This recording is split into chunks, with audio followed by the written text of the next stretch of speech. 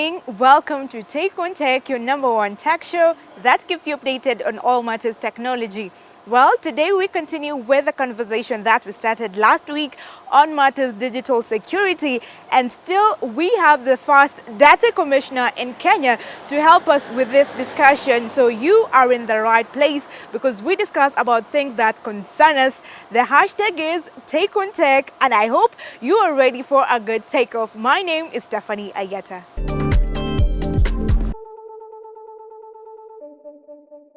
Talking about matters data security, and with the just concluded voter registration and ongoing voter verification, we are asking you, do you know which party you have been registered to?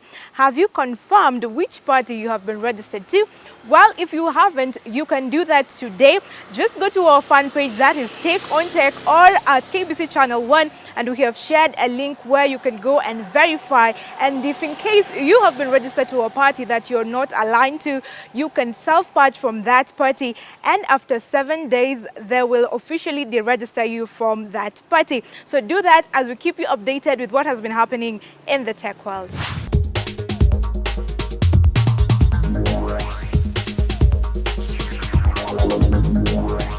In our tech news, we'll be telling you about the Please Call Me inventor from South Africa who has won the case against Vodacom, which is Safaricom's parent company, and the court has ordered the firm to pay him 1.5 billion Kenyan shillings.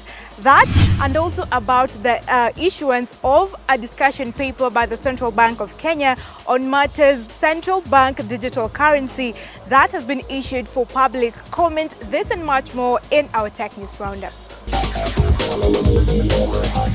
A South African inventor of the Please Call Me texting service will get 5% compensation of the total voice revenues generated by Safaricom's parent firm, Vodacom Group, in the last 20 years. This is after a ruling by the Gauteng High Court where the judge found that the telecommunication giant, which owns a 35% stake in Safaricom PLC, shortchanged the product inventor Nkosana Makate. The Please Call Me function allows Vodacom and its subsidiaries, callers in 32 countries, including Kenya, to notify the recipients through a text message to call them back. Vodacom has previously offered Mr. Makate 345 million Kenyan shillings, which he rejected, taking the issue to court. The court also termed the offer as far too conservative. Judge Wendy Hughes ordered that Makate be paid 5% of the total revenue generated from the Please Call Me product starting from March 2001 to March 2021, and not only 5 years as earlier calculated by Vodacom. The inventor describes the judgment as a big relief. On the other hand, Vodacom said it would appeal.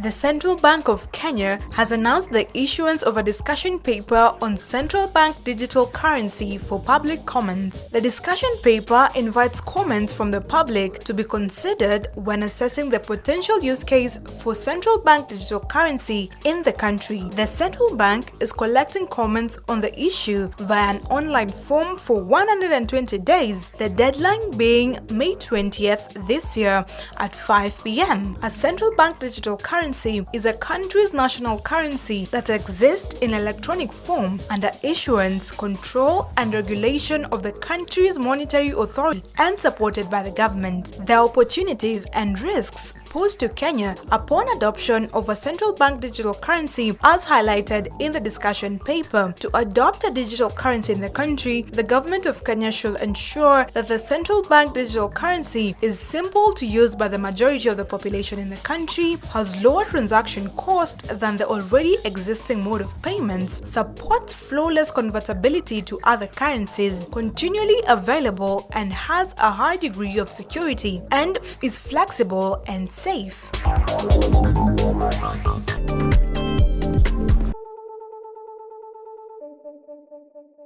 That has been Tech News.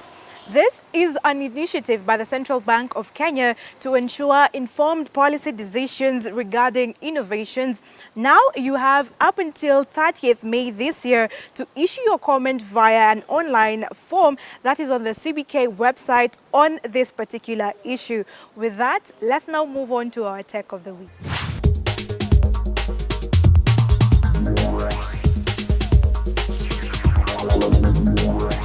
In our Talk of the Week, we tell you the story of one David NZ, who thanks to technological advancements in the health sector can now be someone who he could not be in the past. With just an electrical implant to his spine, he now celebrates the joy of fatherhood. Hear his story. David NZ was 22 when an injury damaged his spine, leaving him paralyzed 12 years ago. In 2017, an electrical implant to his spine enabled him to stand and walk slowly by boosting the nerve signals to his legs. When it is turned off, he can't move his legs, but while it's on, he can get mobile. This exercise has improved his health so much that he's able to start a family, something that was impossible some few years back, but thanks to him with his walker and his daughter with her own, the improvements are a significant improvement for the future.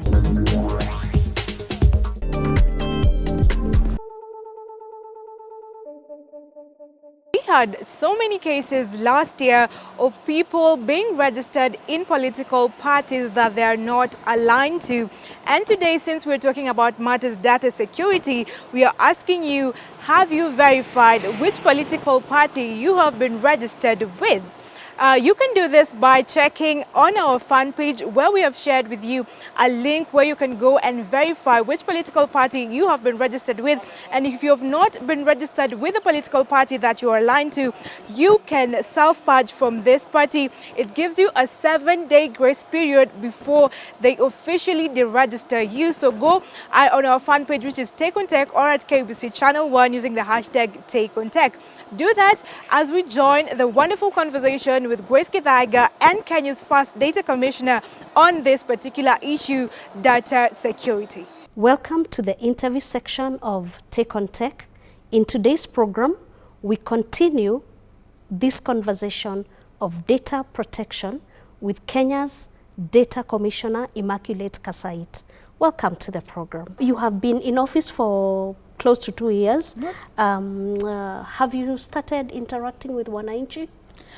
Is there any awareness, like the level of awareness of the office? That's a good question. We are slightly over 1 year, 2 months now. We came into office. The Act, yes, 2 years. The office since 2020, November. Coming to that, I'm really happy for this opportunity by Kiktanet and KBC to come and speak to wananchi. We are in the process. Initially, we had not had that opportunity to actually reach out to wananchi. We have been talking to wananchi through one regulation and a lot of webinars, but we do appreciate that wananchi is on the ground. And for us, we are looking into opportunities of partnership so that we are able to go to every single county if possible. We had said we'd like to, one of the reasons where there was a limitation, we are hoping by the time we have regulations, so that we are speaking from a point of regulations. To also have a roadmap, but we have our roadmap now clear. We know where we want to go, and that is why I'm happy about this partnership and looking forward to other partnership, because I believe that the issue about awareness creation cannot be left to the office of, it's too important to be left to the office of the data commissioner.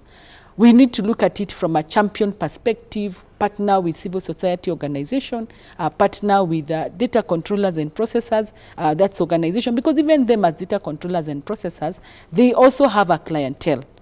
They're the ones who serve these customers, whether they are telecoms, whether they are banks, whether they're insurance company. Yes. Okay. Of course, once that awareness happens, we look forward to, I guess, you are ready for wananchi to start reporting breaches, data breaches. Actually, I can say we've already received complaints, around 442. And of this, we have resolved 298 and 144 are pending. Because unlike the GDPR, the Data Protection Act did not give a lull, or we say a period for waiting. So people have been coming to us. As an office, we believe that compliance is a journey that we need to bring everybody on board. That's why one of also the thing I should have mentioned, one of our awareness creation in public sector, we are partnering with Kenya School of Government so that we are also able to train people on data protection. So people, we still receive complaints. We still receive complaints, solve them as the best how we can, and the procedure is there now in the regulations. If you report to us, we scrutinize and then re-interact with the person you're complaining against, give them an opportunity to respond. The Protection Act also talks about around alternative dispute resolution. We are allowed to initiate reconciliation. So when people complain, that's how we are able to deal. One of the stories I would like to talk about, when we had a complaint back in July from political parties, we embarked on a journey with the Registrar of Political Parties. And one of the things that our office was able to do is to have a privacy notice. They now can tell you why people are collecting information, what it will be used for, and how you can opt out. We insisted on the opt-out because the truth be told, we are not coming from a clean slate. One, as a culture of Africa, we share our information with everyone. I like to give examples of the laundry shop. Grace, when you go to a laundry shop, why do you need to tell them whether you're married or not? Correct. Or your phone number, or you could even almost give them your car identity. Or your ID, that's information that you don't need. The lesser, the better in terms of safety of data. Yeah. So we are not coming from a clean place as a country. So if we came here and started shooting everyone, then you would have nobody on the table. That is why for us, a compliance journey and talking the point around awareness, compliance is very critical for us. Okay. Take on Tech takes a short break. Today we are talking to Kenya's Data Commissioner, Immaculate Kassait, and she's talking to us about data protection issues and what you as a citizen need to understand as the basics of data protection. Please continue following us on our social media handles, and that's at KBC Channel 1 across all our media handles. Keep watching.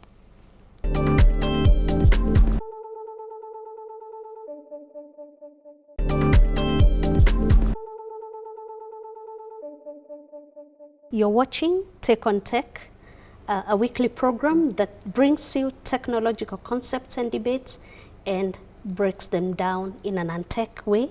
And today we are talking to Kenya's first ever data commissioner, Commissioner Immaculate Kassait. Now, before we went on break, we were talking about Kenyans sharing a lot of data. And what we have seen is that people, and you highlighted that people are even sharing data about their children. Yes. And children have no right to determine whether their data should be on social media. Please comment on that. Yes, indeed. In fact, the Data Protection Act recognizes information about children. And perhaps, Grace, if I could explain, what is personal data? Facial expression, biometrics, your face. A picture of yourself is your data because it's unique to you. Your biometrics are your data. Your name is your data. In some cases, even DNA, your GPS address, that's your data. It's personal information. So in that context, you can see where children are coming from. And the Data Protection Act actually looks at the issue of children in a special way. It says special data of children, because it's important. Often we forget, and it has become the vogue. And I'll say, even me here, I've been a culprit. I can't say I am not a culprit. We have developed this trend of sharing our photos of our children across board. We don't even blur them.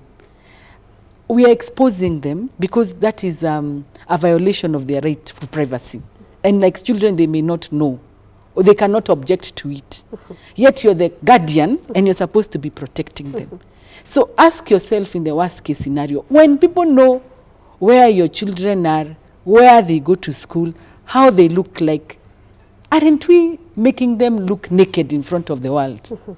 Are we protecting? Imagine God forbid people would be pinking out, oh, that is Grace's child, that is Immaculate's child.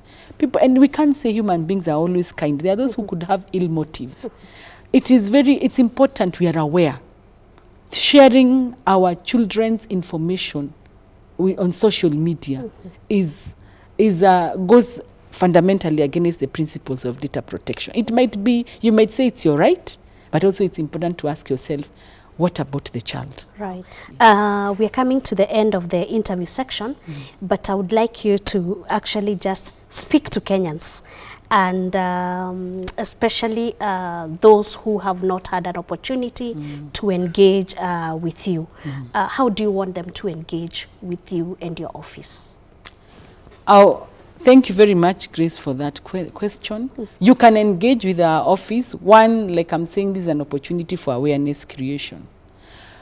Two, on our social media handles. We are on Facebook, we are on Twitter, and we're on LinkedIn. We also on Instagram. So listen to what we are telling you in terms of data protection. But my clarion call to you. You deserve dignity as a human being. You deserve dignity. Let's not always imagine that when you're properly dressed like we are here in front of the studio, you're okay.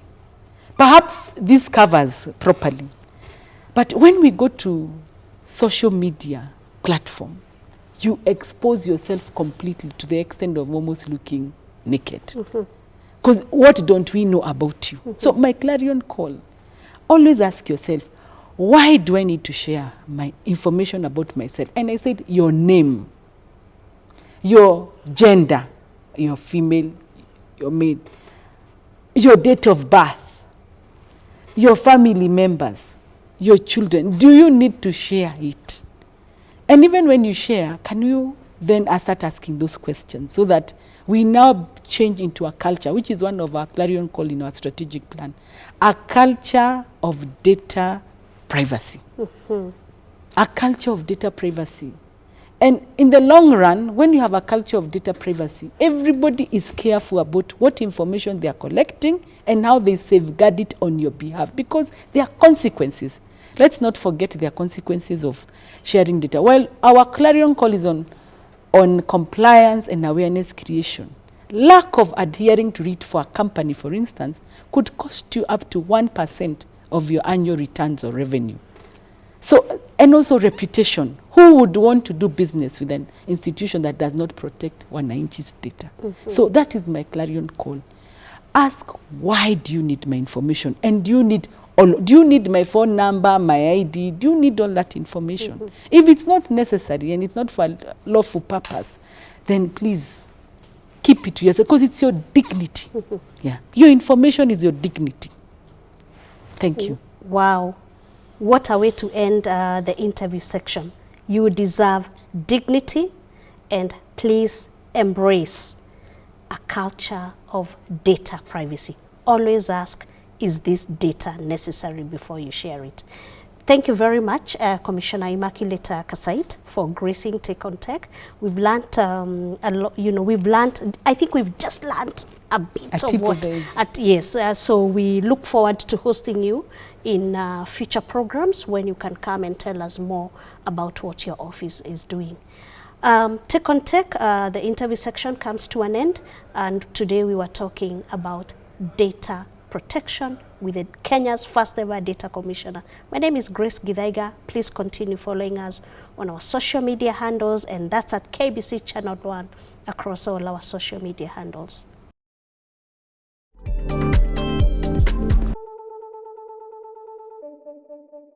That has been the interview segment. I hope you have great take home from it. Quoting the Data Commissioner, your information is your dignity. Let's maintain a culture of data privacy. We now move on to the Innovators Club. This is where we bring you great technological innovations and inventions. If you are an innovator and you'd like to be featured here, just reach out to us at KBC Channel 1 using the hashtag TakeOnTech, and we'll get back to you. Today we have something special just for you. Check this out.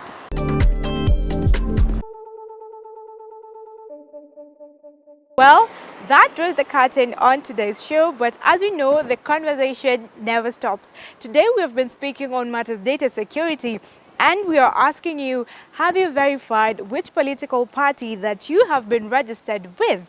You can do this by going to our social media platforms at KBC Channel 1 or on our fan page that is at Take on Tech, where we have shared a link that you can go and verify which political party you have been registered to. And if it's not a political party that you're aligned to, you can self-part from that party. They give you a 7-day grace period, and then they officially deregister you from that political party.